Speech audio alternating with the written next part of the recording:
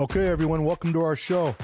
Got me, Landon Sikahema, and for my guest today for this episode, we have a former Philadelphia Eagle in the house. He was a World Bowl champion.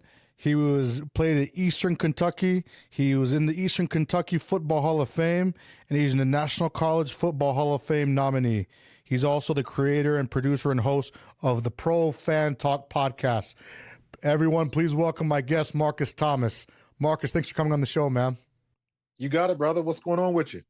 Not much. I know everyone's always asking you about it, and you're talking about it in your podcast all the time, but I'd really love to get your expertise. Excuse me.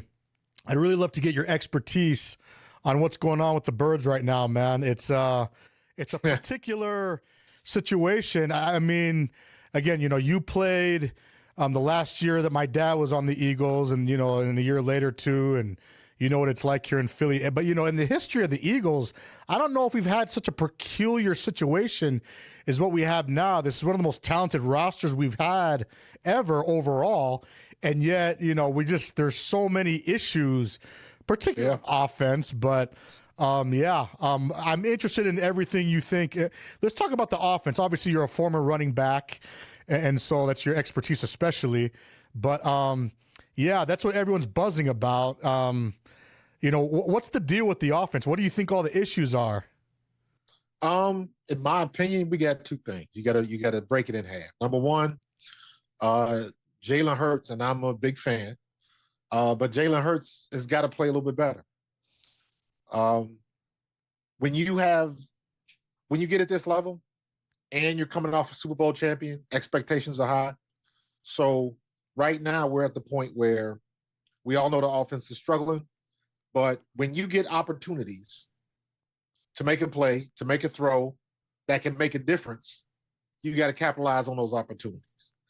And there have been some times where he didn't make the throw, he didn't hit the open guy, things like that. Does that happen to every quarterback in the league? Absolutely. But obviously it's going to get magnified in Philadelphia, and those are games we lost. And in spite of the struggles that we're having on offense, we've been in almost every game, with the exception of, I think, the Giants game. The Giants, which we just came out flat that game. Yeah. Even in Chicago game, as 250 plus yards rushing, we were still in that game to what, maybe 4 or 5 minutes left. Yeah. So we still had opportunities to take that game, and we didn't. Period. Now, the biggest reason, in my opinion, it's not Kevin Patullo. The biggest reason is our offensive line has been trash this year. I don't know what it is. The pass blocking has been okay. The run blocking for our offensive line has been just straight garbage. And I don't understand. Cam Jurgens was hurt early, and it seems like he's still hurt. Dickerson was hurt. Tyler Steen and Fred Johnson. Fred Johnson has been okay. Tyler Steen has had his issues. But Lane Johnson keeps getting hurt. Yeah. Yeah, Lane Johnson is out. So that's what I mean. It's Fred now. It's Fred. So the most stable person that we've had on the offensive line is Jordan Mailata. But even he's had his issues from time to time. So we are losing the battle in the trenches. I think that is the biggest reason why we are struggling on offense. Particularly when it comes to run blocking, you're saying, correct? Correct. Our run blocking is trash. If you can't run the ball, play action is useless. So you kind of pigeonhole the offense into a certain spot, and it's easier for the defense to defend because they're not worried about Saquon. Saquon is making people miss just to get back to the line of scrimmage. I've watched tape specifically to watch nothing but the offensive line, and it has been very bad. And I'm saying this as a huge Jeff Stalin fan. Jeff Stalin is the gold standard as far as offensive line coaches in the league, in my opinion. So this is very uncharacteristic of his products on the field. I don't know where this is coming from. If Cam Jurgens is hurt, then get Brett Toth in there. Because if Cam Jurgens is hurt, but he steps on that field, then that means I got expectations for him, and he ain't living up to them. So I don't know what moves they can make. I don't know what they're going to do with that. In your opinion, it's better to play the healthy backup. Well, Brett Toth has proved he is a better backup center than he ever was a backup left guard. When he was playing left guard, he was horrible. He was a turnstile over there. He made me think about Caliendo for the Chiefs when we played him in the Super Bowl. We killed him in the Super Bowl. He was a turnstile. He was terrible. But he was that bad at guard. When they moved him to center, I believe that was the Giants game where we had the best passing and running game that we've had all year. So that shows me that at least he is serviceable as a center. And if Cam Jurgens is not getting it done, make the move. Whatever's wrong with him, get it fixed. Because we can't continue to do it like this. And we're trying to hand the ball off to Saquon, and he's getting static 2 yards behind the line of scrimmage. Jalen Hurts is trying to run play action. You got somebody in his face as soon as he carries out the fake. And by extension, dude, man, our tight ends cannot block, bro. Our tight ends cannot block. Grant Calcaterra, Dallas Goedert. The best blocking tight end we have is Latu. But we don't run him in pass patterns. So he is strictly there to block. Those other two, I know Dallas is a great tight end in pass patterns, but blocking is bad for business right now, dude. So they gotta get it together, man. They got it together. Let me ask you, as a, obviously you're a running back, and so this is, so much this is your expertise, and you say that you feel like our offensive line coach is the gold standard as far as offensive line coaches go. And obviously when injuries are involved, that's an obvious issue. That that's always going to be, when injuries are involved, that's always an obvious thing that is going to stymie you in a lot of ways. But beyond injuries, it sounds like you're saying that it's not just the injuries of Landon Dickerson and Lane Johnson and Cam Jurgens. Like, even when you talk about the rest of the line is not playing up to standard when it comes to run blocking.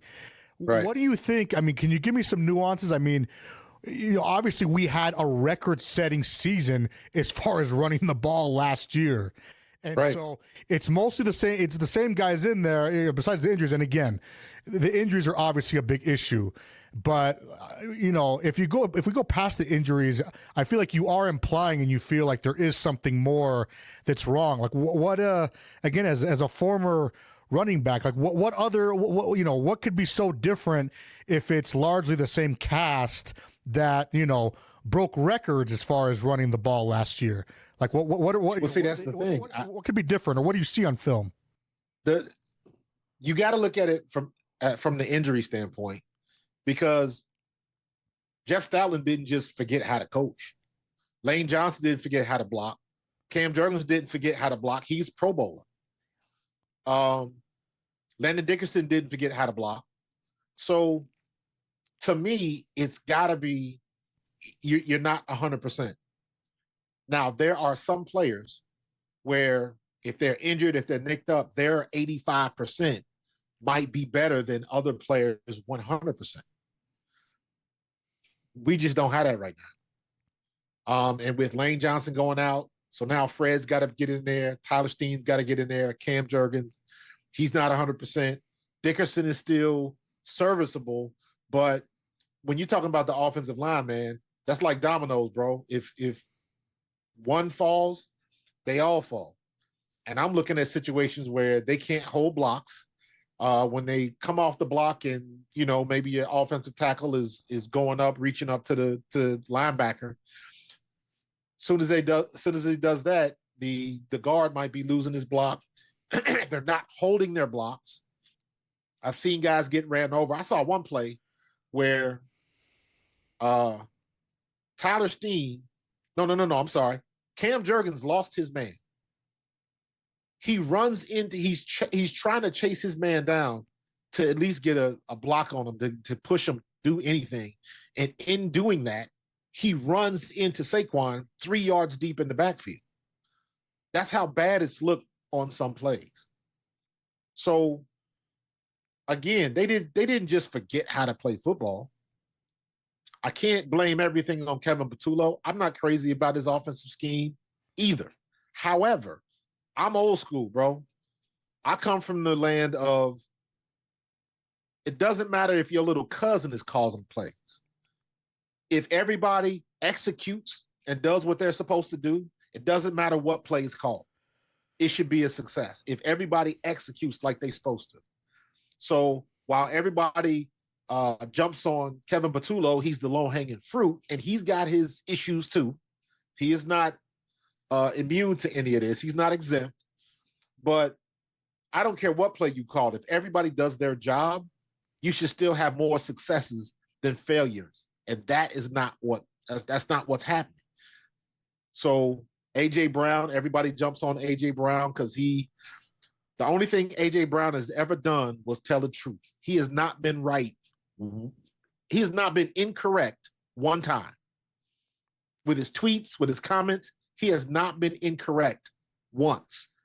And this is going all the way back last year when all of this mess started, when he made that comment after we beat Carolina barely, and Jalen Hurts had 109 yards passing for the game. And his comment was, we got to fix the passing game. And everybody lost it. He told no lies. So everybody wants the low-hanging fruit, and they're not looking at the real issue. And right now, in my opinion, the biggest issue for the Philadelphia Eagles offense is we are losing in the trenches. And that didn't happen last year.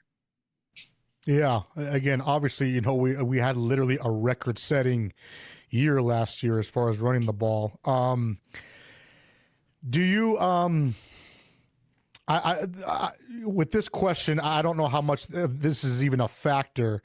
And obviously, I feel like you keep emphasizing the reality that the injuries really are, maybe the main thing because, these guys, it's mostly the same line. They didn't forget how to play. How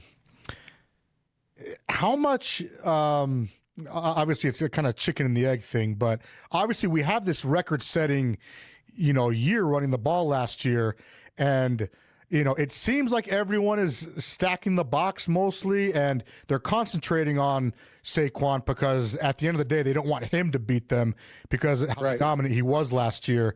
How much does this still, and again, I know everything you just said, like you say, if everyone executes, we should still succeed more often than we fail. How much of the passing game, should be fixed too? Like with, I don't know. Do you even, like when you say you watch film, let me put it this way.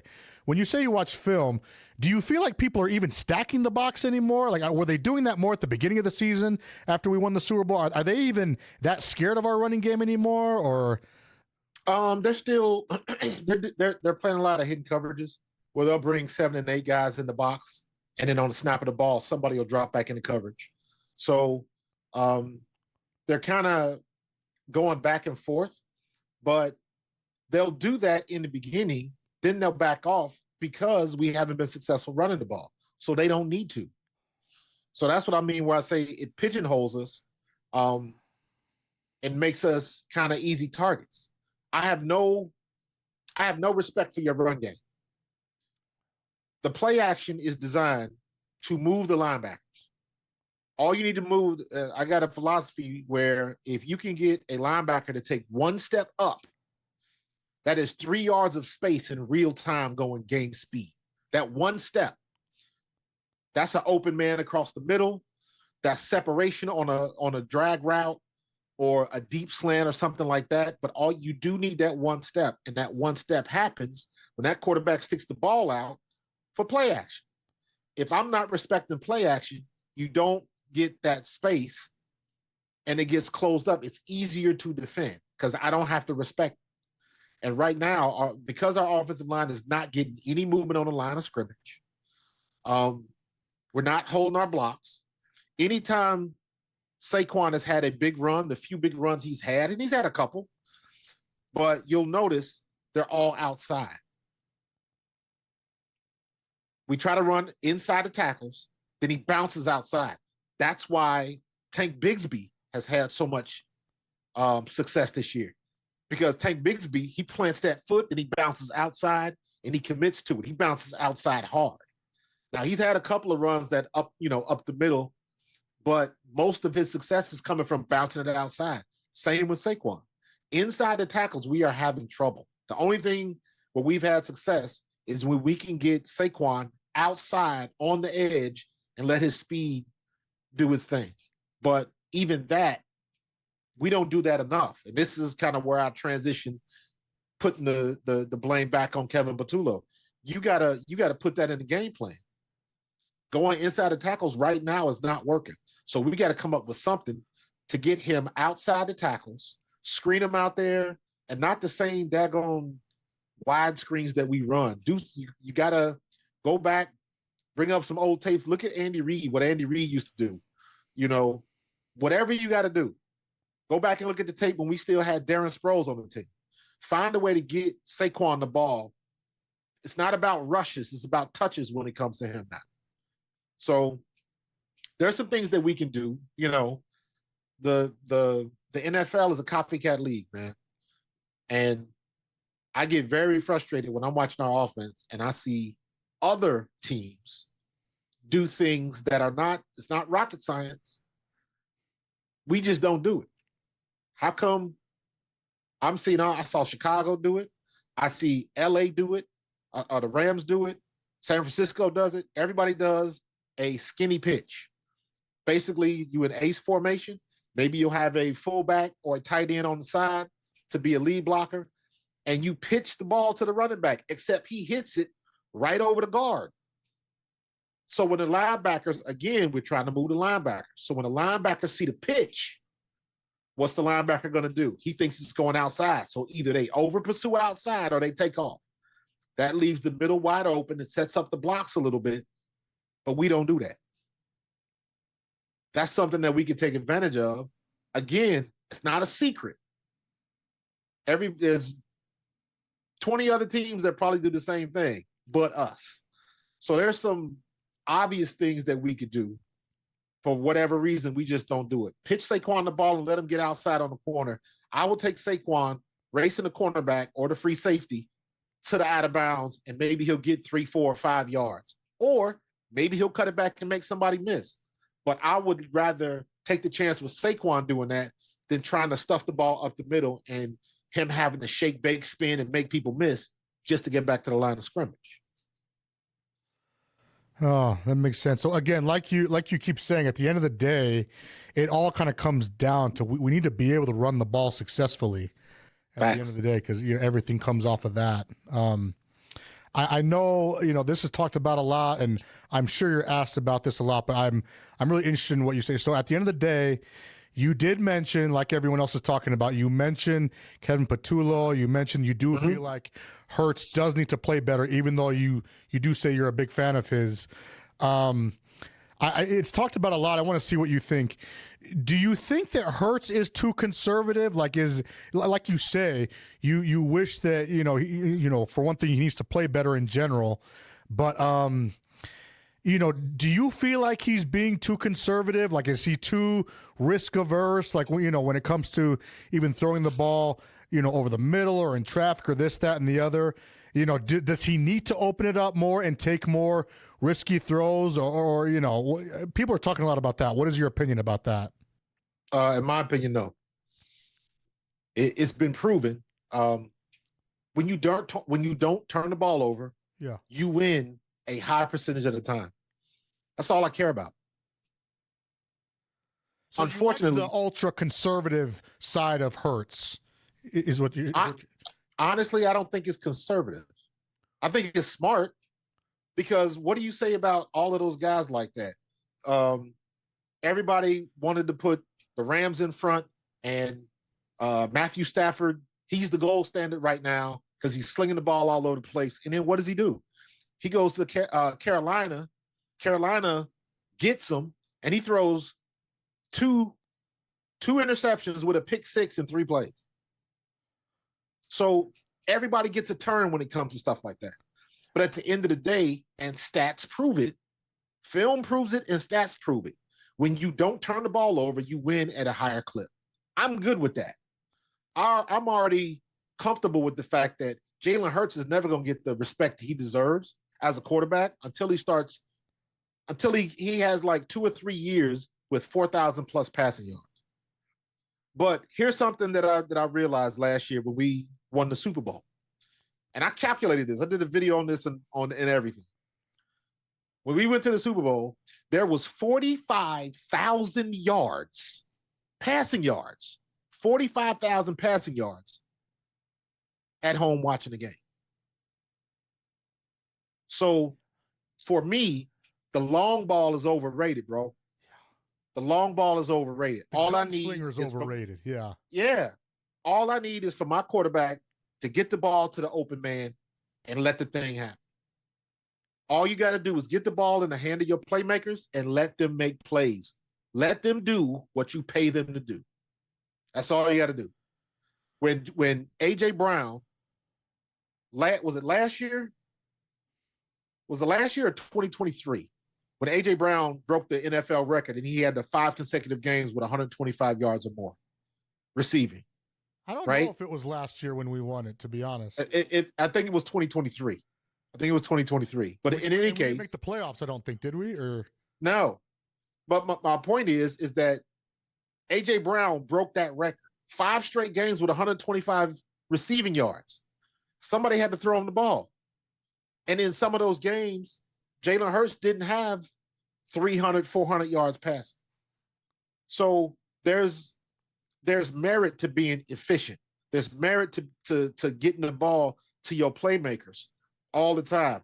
I sat there and watched. Now, mind you, I'm a Cincinnati kid. I'm born and raised in Cincinnati, Ohio. So I'm very in tune with what's going on with Cincinnati and Cleveland and all that kind of stuff. And I watched Joe Flacco get traded to the Cincinnati Bengals, my Bengals, and start that same week. He ain't even know the playbook. And you know what he did? If you don't know the playbook, find your best receiver and get him the ball. That's all he did. Get the ball to Jamar Chase. We used to do that, and all of a sudden we stopped. A.J. Brown at slot receiver going against the slant, he should get at least 3 to 4 slants a game because the way A.J. Brown is built, he is going to break a tackle eventually. That's how he got so good the first couple years we had him. And then for whatever reason, I don't know if we get too big for our britches or whatever, and we stopped doing that. We stopped doing the obvious. Again, I'm old school. Run it till they stop it. That's exactly what Chicago did to us. They kept running the zone power, zone blocking, and DeAndre Swift and Monangai just kept cutting it back because we couldn't stop it. So it's not rocket science. And again, this is where I put the blame on Patullo. It's not, he runs a conservative offense. Ain't nothing I can do about that. But in that offense, we still have plenty of opportunities to win, with the exception of one of those games that we lost. Every game, we had opportunities to win, and we didn't take advantage of. Dallas, we fumbled it away. The Giants lost. We just came out flat. We should have beat Denver, but we didn't. It's always woulda, coulda, shoulda. Shooting yourselves in the foot, penalties, all that kind of stuff. Fumbling the ball. When's the last time Jalen fumbles on a tush push? You know what I mean? So different situations like that. That's a whole nother conversation in itself about the tush push. We even doing that differently. Ain't nobody even noticed. I'm like, why we start? I did a video about 23 and 24. When we ran the tush push, Jalen would always slide to the left. Get the ball, put his head down, and he would slide to the left a little bit. That's the natural weak point in the defense every time. Then all of a sudden this year, we start going straight ahead. Why did we stop doing what we were doing? So I can't answer those questions, but I'm looking at this. I got to look at Sirianni, got to look at Patullo. Like, why? This is not rocket science on how to fix it. How come we had all of that trouble in Chicago? Then all of a sudden, late in the third quarter, in the fourth quarter, Jalen heats up and he's hitting AJ Brown deep. And where did this come from? And where had it been for the whole game? Why couldn't we do this if running tempo, if that gives us more success in our offense, then run tempo all the time if you got to. But you got to do something to change it up, because if you continue to do the same thing and it's not working, that's when I blame it on the coaches. Like, you see it ain't working, change it up, do something different, but don't expect the same result. That's stupid. Yeah, that makes sense. You bring up AJ Brown a little earlier. Do you feel, I don't want to start too much here, but like, you said that everything he said has been right. Do you feel like it's been too much? I mean, obviously, airing stuff out on social media, and like, do you think it's been too much, even though you think he hasn't said anything wrong? Or no, I don't think it's too much. Interesting. In my opinion, he hasn't done anything wrong. I was legitimately angry at Philadelphia fans. Yeah, I was like, Philadelphia fans and fandom, we got a reputation. yeah, we hard-nosed, thick-skinned, and no one likes us. We don't care. All of that. We earn that. Dude, and y'all crashing out because you didn't like his tweet? Get out of here with that. And now y'all want to call them divas, and because y'all didn't like his tweet? And this is the one thing. And I don't take this for granted. And he told his story. And I think people forget about this. AJ Brown has had issues with mental health. When he was in Tennessee, he told his story when he contemplated suicide. The girl was crying in the interview. You can look it up on YouTube. It is a very, very powerful moment. And he was very, very open to share that. And the reason why I bring that up is because people that are wired like that are dealing with and continue to deal with things like that, they have to release and let their stress out differently than we do. And I'm okay with that. So if putting out cryptic tweets is how he has to deal with the stress and the stupid questions in the interviews, if that's how he has to deal with it, I'm good with that. Because people have a very short memory, because I've seen what a diva wide receiver does. Everybody in Philadelphia remembers what happens with Terrell Owens. And Terrell Owens was one of the best to ever do it, period. That's a full stop. That is not up for debate. And it still went off the rails. So we've seen what diva behavior is. AJ Brown ain't it. The only thing he does is get on the field and do what he's supposed to do. I don't care what he tweets. As long as he's not doing anything illegal or not, he's not doing anything stupid. Like we know some of these guys can. When he steps on that field, when he walks into the link, he's all about business and he takes care of business. When you throw him the ball, he makes things happen. And all of a sudden we wasn't getting them the ball. And then everybody wants to call him, we were winning, but it was, he was greedy. He was diva. He was selfish. And I'm like, I kind of agree with him, because the offense don't look right. But we were squeaking wins. We was getting by. But everybody could see that it didn't look right. And he's the only one that called it out. And then after everybody got on his case, then it died down, right? And then what happened? Lane Johnson co-signed him. Devontae Smith co-signed it. Then you got other players on the team saying the exact same thing, but it didn't carry that same energy. Everybody just wanted, for us and the Philadelphia media, AJ Brown became the low-hanging fruit. And I was like, I'm not doing that. When he steps on the field, he handles his business. That's all I need him to do. I ain't got to like what he tweet. If you don't like it, don't read it. If you don't like the drama, don't go to the play. That's what I said. I like that. That's awesome. So, the obvious, the offense is the obvious thing. Obviously, a few weeks ago, it was all exciting, right before the trade deadline, we made all these moves and added these big additions. And, right after the trade deadline with these new defensive additions, obviously our defense won games for us against tough Green Bay and, the Right. Lions who are tough. And, now that we're losing, it's still, I think to me and most people, it seems like it's the offense's fault. But let's talk about the defense now. Do you think that, and, the defense is at fault at all? Or do you think it is all the offense's fault? Or I don't know. What do you think? For the most part, I leave the defense out of it. The defense had a bad game against Chicago. They got. Everybody gets a turn. I say that all the time. Everybody gets a turn. I don't care how good you are. Prime examples, look at what just happened to Stafford. Look at what happened to Jared Goff. Dan Campbell was the poster boy for a minute, and then now he gets criticized. Everybody gets a turn. And as far as I'm concerned, with the exception of the Chicago game, the defense has been paying their part of the rent. They've been paying their half of the rent all year. But eventually it caught up with them, and we got.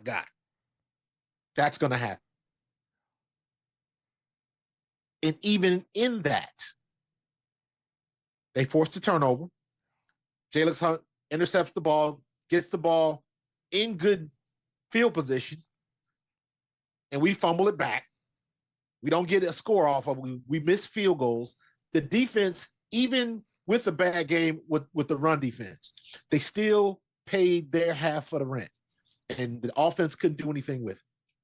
So for me, I'm not worried about the defense. You can't ask the defense to stop everybody. Eventually, they're going to fail, and that's what happened.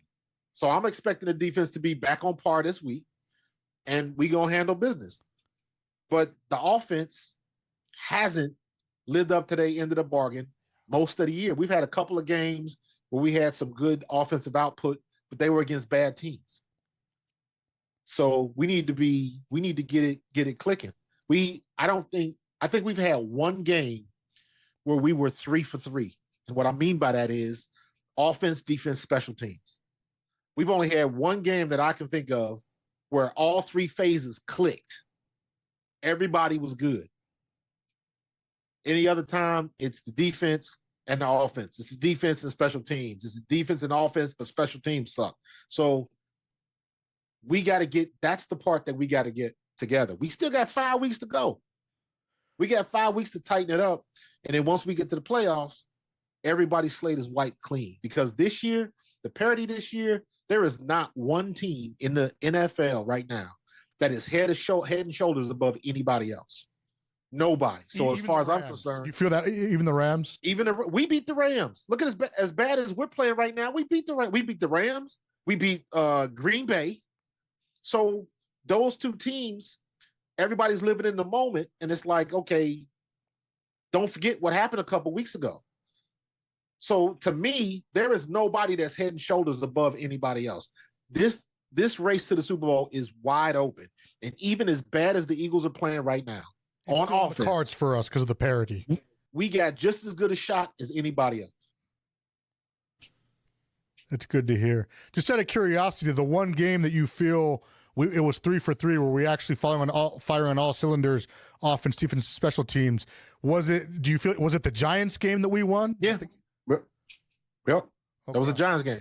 And again, I mean, not to poo-poo that, but at the end of the day, it's the Giants. I mean, look, they've surprised a few teams, but yeah, we need to be firing on all cylinders when we play, all these other teams. Yeah. But like I said, that's fair because the Giants are a bad team. Yeah. Okay, interesting. Let me ask you, so you still feel like we have an equal shot with anybody else to go to the Super Bowl and win it because of how much parity there is in the whole NFL? I do. Okay. I do. When we played the Rams the first time this year, they said the same things there. The way Matthew Stafford can throw the ball around and all of those excuses as to why he's so much better quarterback than Jalen Hurts. And at the end of the day, we won. At the end of the day, the score was too much to not enough. So we got the win. Was it close? Could they have done things better? Could we have done things better? You're going to always have them arguments. But at the end of the day, we won and they didn't. And they're supposed to be the gold standard. So to me, it's wide open. Green Bay was the same way. They got Micah up there, a lot of hoopla, but when it comes down to it, the defense put the kibosh on Jordan Love. So defense still wins championships. Yeah. What are your thoughts about the Seahawks, if you don't mind me asking? The Seahawks, they will go as far as their quarterback takes them. That's what I think about the Seahawks. They got a pretty decent team. I'm trying to bring up some of their stats. They will go as far as their quarterback takes them. Who's that? Sam Darnold? Yeah. What do you want? He's thrown for almost 3,000 yards this year, but it's Sam Darnold. Okay, are you expecting Sam Darnold to get you over the hump? That's how I look at things. You go down the list and you look at every quarterback that we might have to face. Who is coming down the pipe that we're going to have to play that we should worry about like that? If we beat Matt Stafford, you don't think we can take care of Sam Darnold?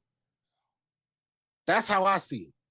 So is Sam Darnold playing lights out right now? Nope. Neither is Matt Stafford. Neither is Jeff Goff. Neither is Patrick Mahomes. Neither is Josh Allen. Nobody is. Here's the funny part. The best quarterback this year, arguably, is Danny Jones in Indianapolis. Danny Dimes is the best quarterback in the league. The same Danny Dimes that came from New York and couldn't do a daggone thing. That dude, now he's in Indianapolis, and now he got a new lease on life. Looks like a totally different quarterback, and that just goes to show it's amazing what a quarterback can do if their offensive line can block. Back to the original point. So now I know he's injured now, I believe, but if there's any team that I would think that's at the top of the list, it would be when Daniel Jones was healthy, it would be Indianapolis right now. And they are not that far ahead of anybody else. Yeah. But what do they have? They got that running back that's doing the same thing Saquon did last year. That's why it's working. So we'll see these last 5 weeks. We'll see if they can maintain that momentum. Let's see. The last quarter of the season has a tendency to wreck shop, and it's not always the best teams that win. It's the healthiest teams that win. So we'll see how that's going to go. Yeah, that makes sense. In terms of any team that specifically, just in terms of styles or whatever, that specifically counter us, the best. Like what teams would you say scare you the most? Going up against the Eagles, if we're just talking about who counters us or matches up against us style-wise the best. And you can include AFC teams in that, because at the end of the day, even if we get to the Super Bowl, we got to win it. So, well, it in our division, I'm probably looking at, trying to think. It would probably be the Rams, because yes, we beat Stafford, but that was a tough game. Yeah. They got a good defense. Jared Verse is phenomenal. So I would say the Rams. Everything else is kind of up in the air. I'm not too worried about the Vikings. I'm not too worried about Green Bay. Dan Campbell is going to fourth down himself out of the playoffs, probably. Do you think realistically he will not learn his lesson by the playoff time? I have no idea. I have no idea. Yeah. Because I understand what he's doing, but at some point in time, you got to reel it in as a coach and say, take the points. Yeah. Because if he did that, he would have been in the Super Bowl already. Yeah. That said, his loss set us up with home field advantage. Yeah. He lost to Washington last year. Yeah. At home after a bye. At home. Yeah. And like, bro, come on, man. Take the points. Kick the field goal. You ain't got to go forfeit. No. And they let that kid Daniels run all over him. And it cost him. Yeah. It cost him. So, as far as I'm concerned, yeah, keep that aggressive state of mind up. At some point in time, you got to stop being aggressive and act like a real offensive coach. You can't do that all the time. So, he said he ain't gonna change. So I'm like, hey, that just means more room for us. Yeah, it's funny. What do you think the odds are that Dallas will make the playoffs? We'll find out. Dallas doesn't really bother me. Dallas doesn't have the best defense. I know they got Quentin Williams and some of those guys. The one guy that I look at, they got the Easy Raku, the defensive end from Boston College. He's really good. The guy that I watch for Dallas is Overshown, the linebacker. That dude is ridiculous. And I look at him, I look at Overshown like I looked at Micah Parsons when he was there. Micah Parsons' first couple of years there, I remember saying this. And Overshown is in the same boat. And when Micah first got there, nobody really knew who Micah was. They didn't know his personality. He was kind of laid back and he was quiet. He was dominating, Dallas, correct? Yes. Okay. Micah Parsons was drafted by Dallas. He was dominating for Dallas. And I remember saying this. As long as Micah Parsons doesn't drink the Kool-Aid, doesn't drink that Dallas Kool-Aid and get to jumping into Jerry's circus down there, he will become the leader of that defense, and the league is going to have a problem because they're going to be that good and everything is going to start clicking. The minute I did a video about that, 2 weeks later, he's on Von Miller's podcast. We're about to play the Cowboys the next week, and he made them comments about Jalen Hurts. And that's when it all started. After that, he was on Von Miller's podcast. Then he had his own podcast. Then he did the draft stuff. Then he's criticizing his own coaches and his own team and all that. And it just went crazy. And I was like, that's a problem. He drunk the Kool-Aid. He's still the best player on defense, but he drunk the Kool-Aid. So now you trying to figure out what he going to say rather than what is he going to do on the field. To me, Overshown is that same type of talent. Even after he's coming back from injury because he had that horrific knee injury, coming back, he's playing well.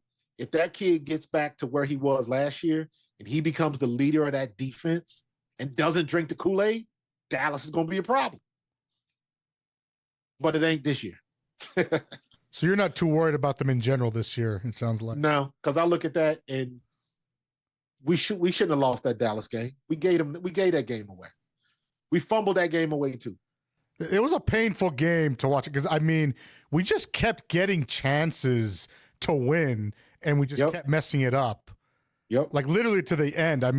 They went for, a touchdown, 1st and goal, all the way to 4th and goal, and we stopped them on 4th and goal, towards the end of the game. And we couldn't do nothing with it. Yeah. Yep. Fumbling the ball. How many? We had like 90-something yards in penalties that game. It was crazy. It's like every time we got an advantage, a penalty popped up. We missed the opportunity, jumped off sides, all of that kind of stuff, man. And Speaking of which, what is your opinion?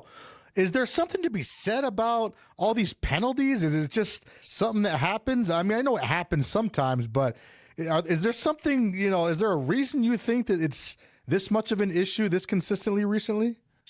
At the end of the day, man,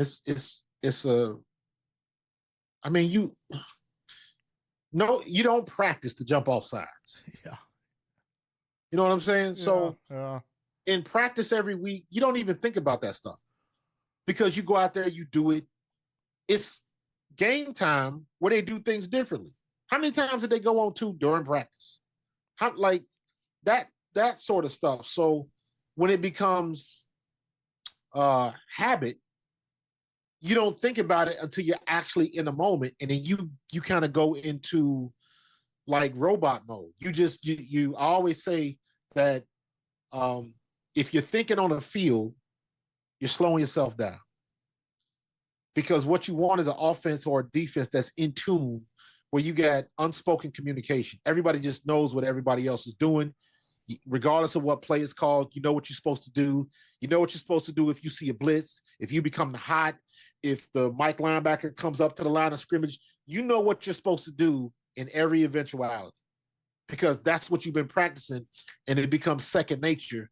And that's when you know your team is in the zone. That's when you know. I used to tell people this, like as a running back, when you get in the zone, that means you see the whole field. You see things coming before they happen. Everything happens in slow motion. You're going this way and you're looking to the left, but you know there's a guy coming from your backside. You ain't even got to see him. You just feel him, and you know when to make the cut. You know when to cut it back. You know when to bounce it outside. All of that type of stuff.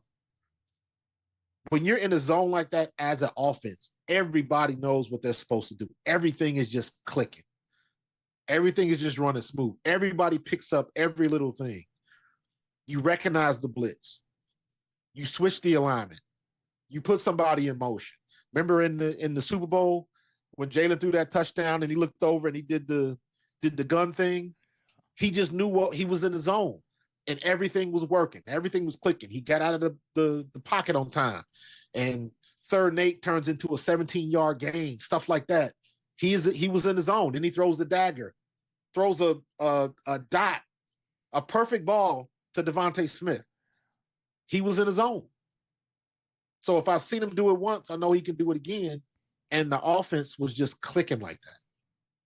That's what we got to get back to. You didn't see many mistakes. You didn't see many jumped off sides and stuff like that. We got to get back to that, where the offense is running like a well-oiled machine. Everybody knows what everybody else is doing. And we haven't had that all year. Do you think it's, we haven't had it all year, like you said. Do you think it's possible to get it together like that by the time the playoffs are here and sustain it through the playoffs all the way to the Super Bowl? Like, is it possible? And if it's possible, do you think it's probable? Like, what do you, I know you said, at the end of the day, we kind of have a shot because there's so much parity in the league and there's no one else that's that great. But I don't know. Right. What do you think, if you had to guess? It's possible. All it takes is one game. And then you can feed off of it. And all it takes is really one play to get momentum going. And then you can start the snowball going downhill and just gets bigger and bigger and bigger. But you got to start somewhere. To me, it still starts with, we got to get at least one play and Saquon just takes it to the house, or a good play. And then you just build upon that. So do I think it can happen? Absolutely. We can still be a team regardless of where we sit in the standings and with the seeds. Yeah, I don't care about that.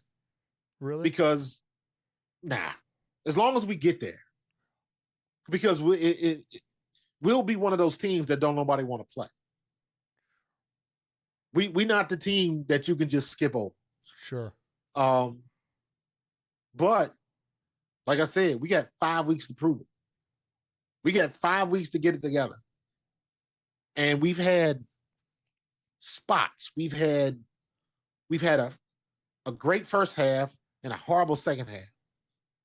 Then we've had a horrible second half and a great first half, and we just haven't put everything together. But we see spots of brilliance, and that's when I look at Jalen and I look at AJ and Devontae, and it's like, we got to tighten it up and take advantage of the opportunities. It's not like Jalen Hurts is going to throw the ball deep 30 times a game.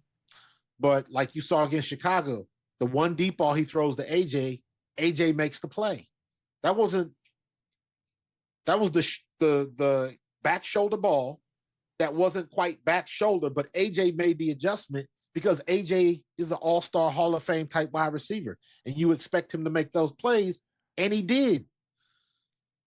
Those are the opportunities we got to take advantage of when they get them. If Jalen Hurts hits Devontae Smith going across the middle, instead of thinking he's going to shut it down and come back to the ball, if he throws the ball and leads him across the middle, that's a touchdown.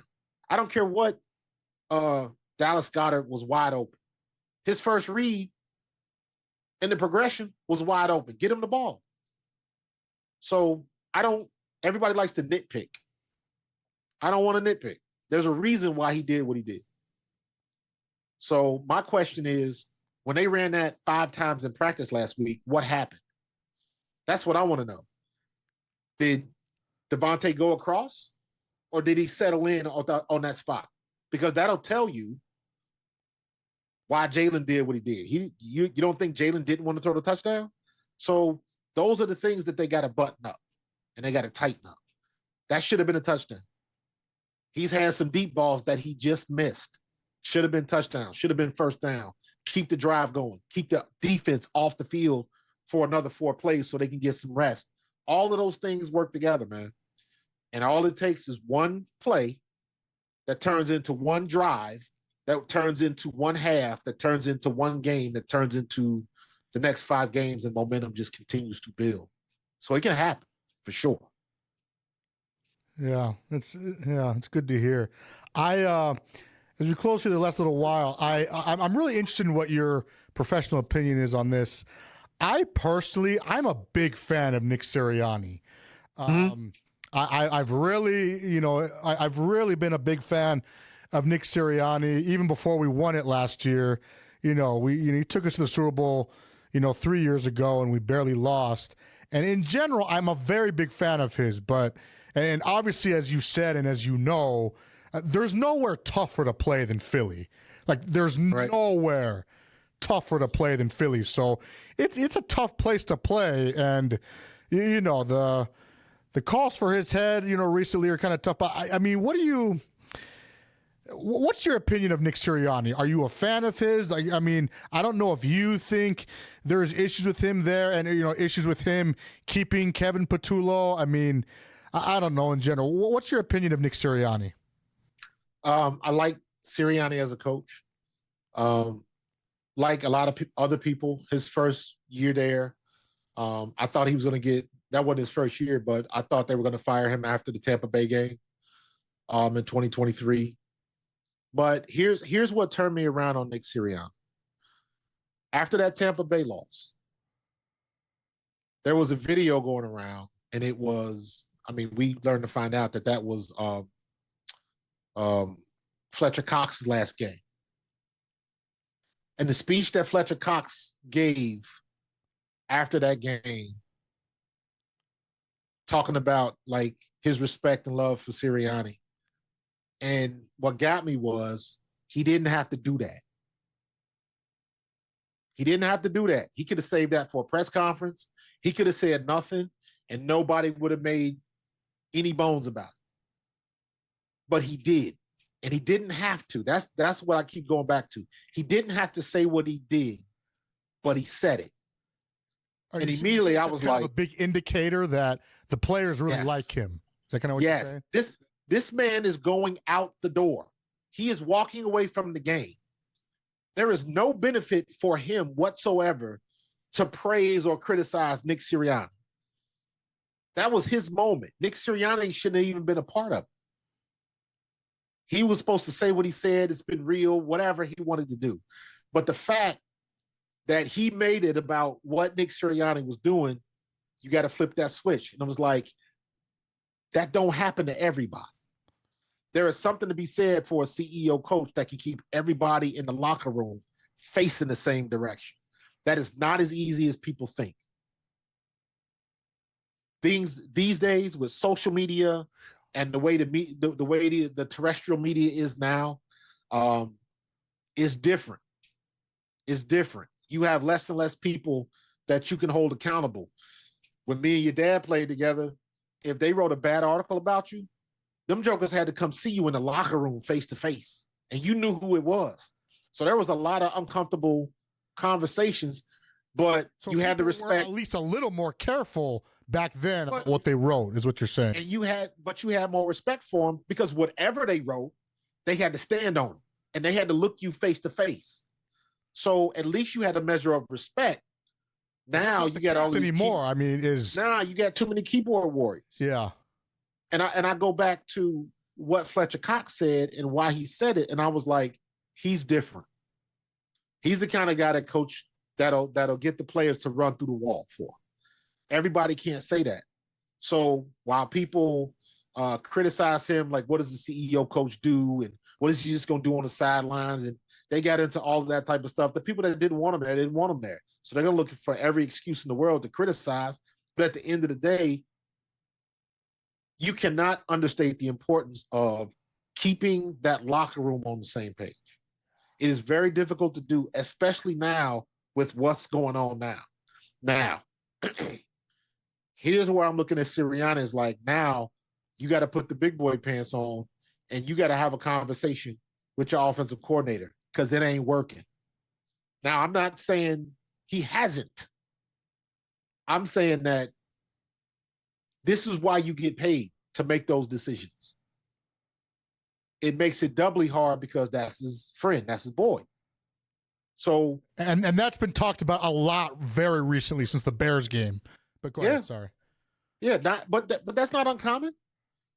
Bring your friends. Listen, man, we can talk about the ists and the isms that exist in the NFL. Colorism, favoritism, any other ism you want to attach to it is real.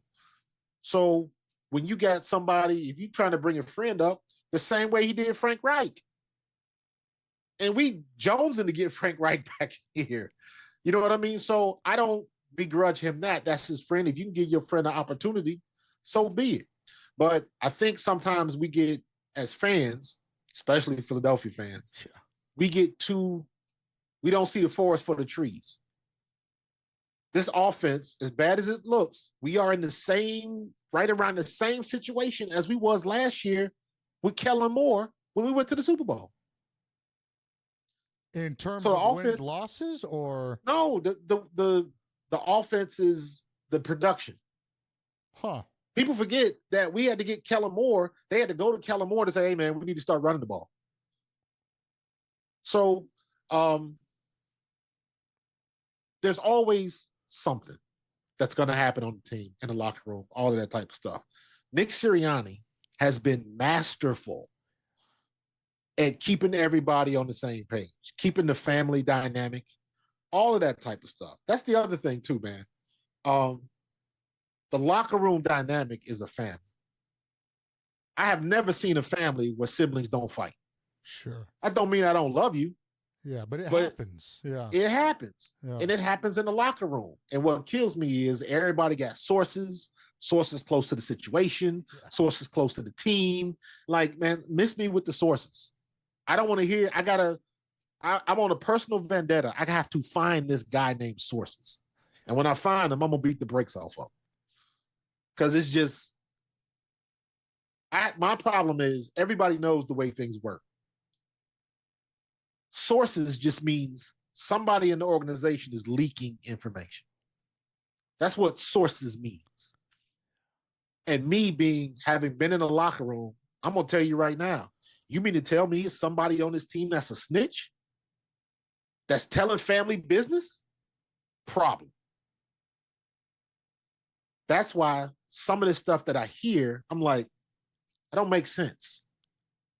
Like, where are they getting this from? Are they getting it from somebody that works at NovaCare, that heard from somebody that washes the towels, that heard from somebody that tapes ankles? Like, how did this information disseminate? You know what I mean? So you got to be careful just because somebody said they have sources close to the situation. Sources close to the situation could be somebody that owns a bar down on South Street. That don't mean they tied into the Eagles organization. So I take that with a grain of salt. And some of the stuff, I'm like, nah, ain't nobody leaking this information.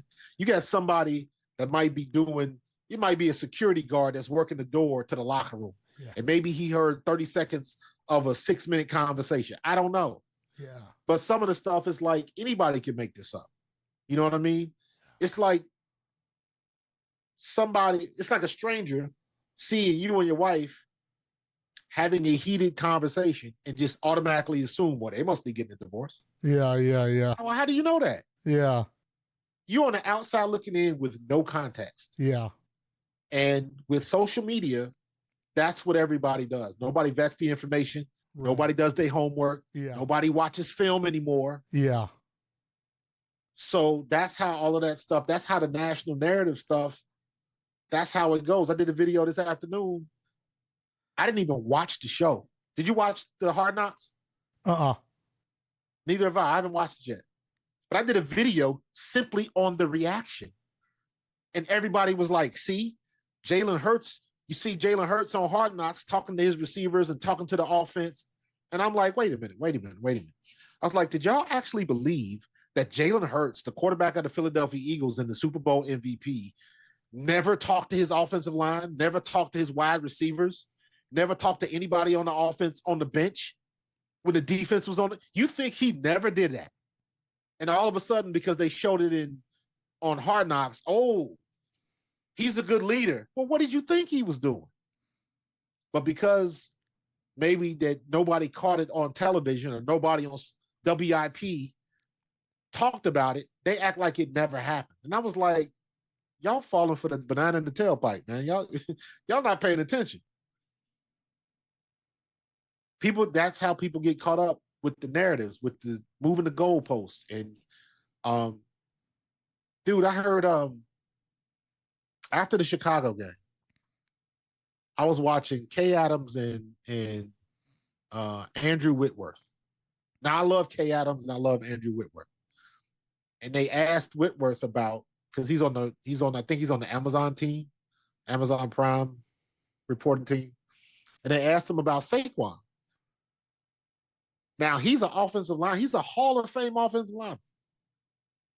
He had the audacity to say, Saquon needs to run with violence and reckless abandon and just hit it up in there. And I was like, what did you just say? What does running with violence have to do with your offensive line not being able to block? You of all people should understand that. But what it told me was he didn't watch the game. He never watched the game. One of his production assistants stuck a paper full of stats in front of him, and it said that Saquon Barkley only had X number of yards against Chicago. Well, he's got to run the ball better. What do you mean run the ball better? He ain't got nowhere to run. The run blocking is trash. How could you not see that as a Hall of Fame offensive lineman? He never watched the games.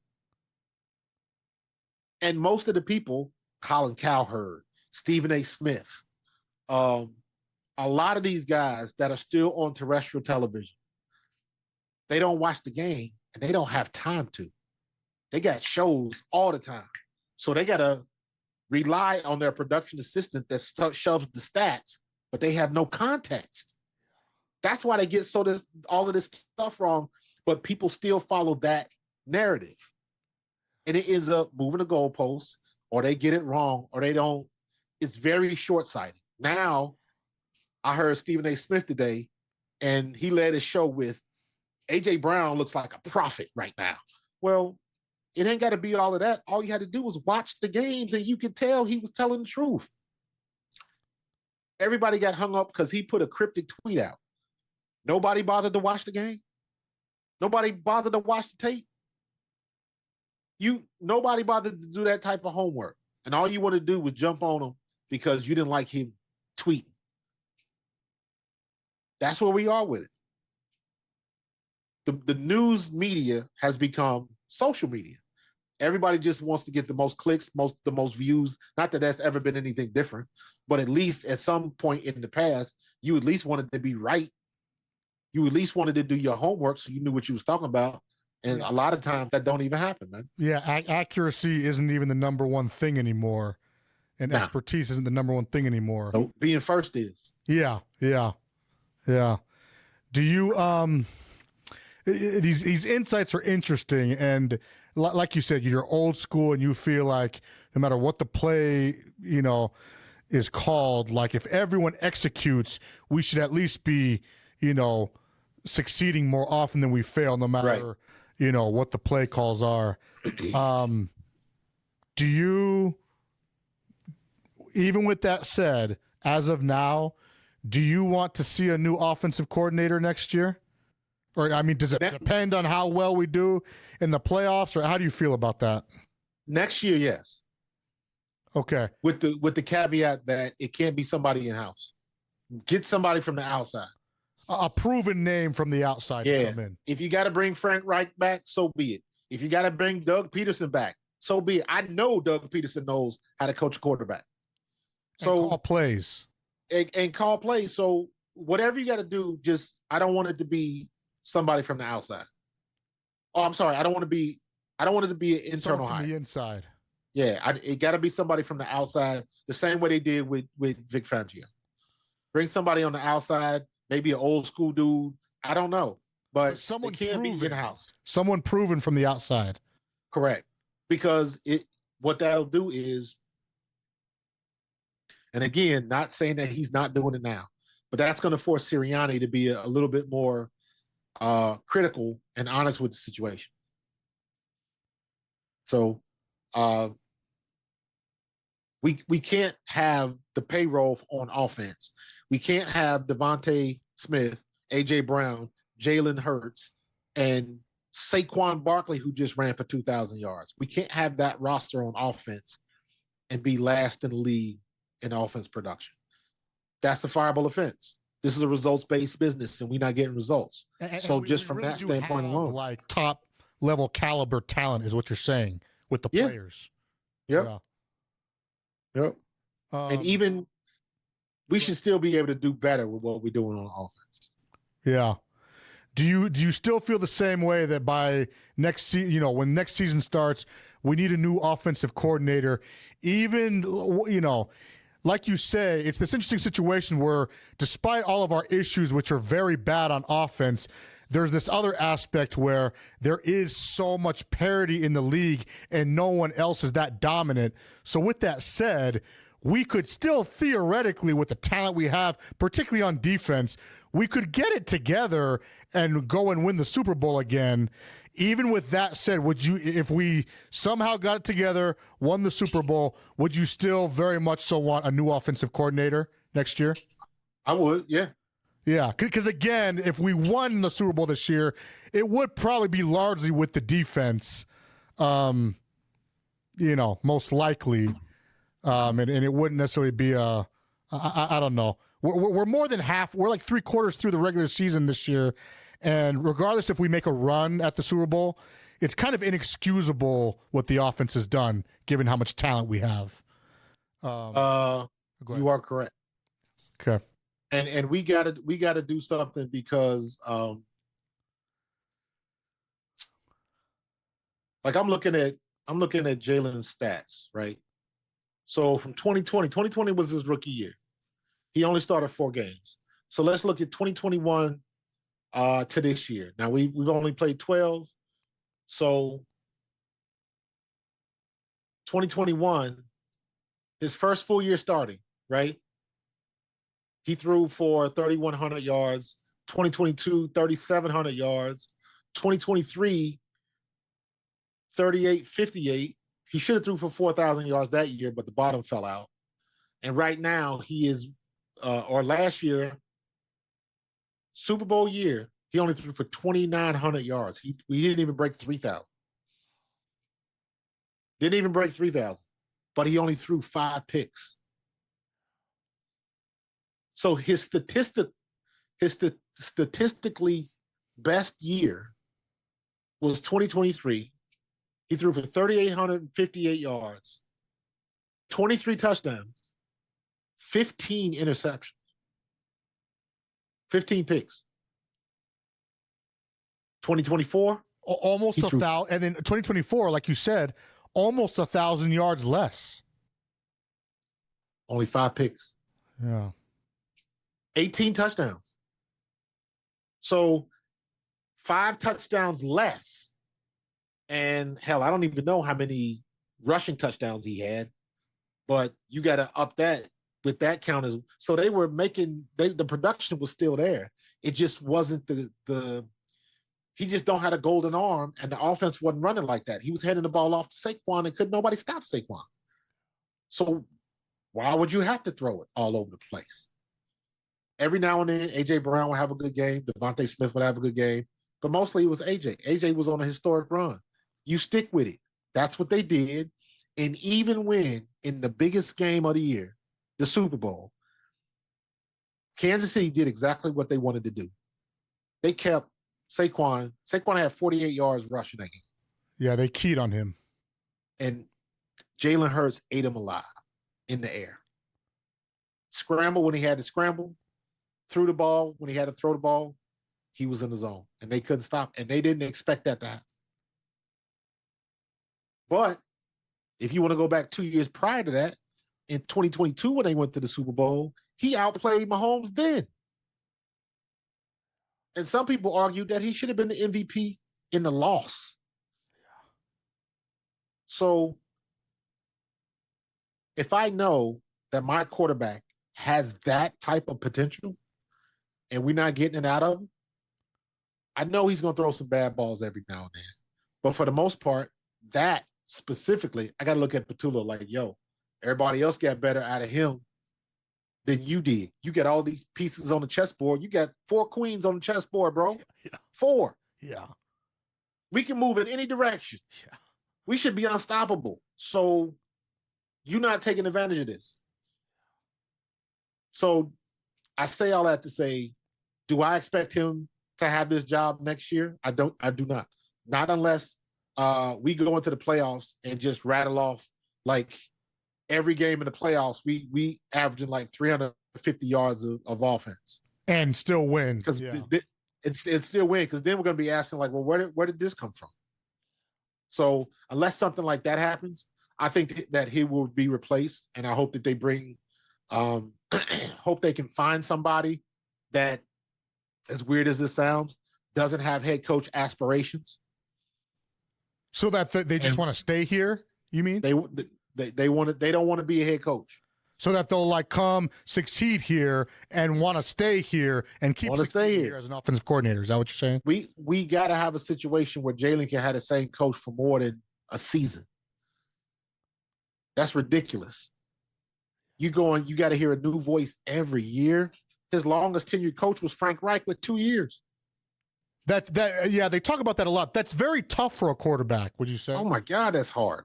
Oh. That's hard in college. Now you at the pro level, and you got to learn this offense. And now I know they keep saying it's Nick Sirianni's offense, but just learning a new voice and somebody's new philosophy, how they want to do things, that's tough.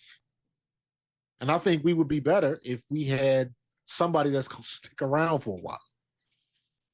But we'll see. That's Jalen's superpower. Yeah. It's interesting to hear. We'll close up here. Mr. Thomas, thank you so much for coming on my show. I can't thank you enough for being here, gracing us with your presence and your expertise. Hopefully we'll do it again sometime when you have time. But yeah, we'll close here. And again, thank you so much for coming on the show. My pleasure, man. You family, bro. Ask me anytime, man. It's all good. Appreciate it. I honestly probably will take you up on that if that's cool in the future. So absolutely, man. Just let me know. I'll be here. Cool. Thank you so much, and go Birds. Go Birds.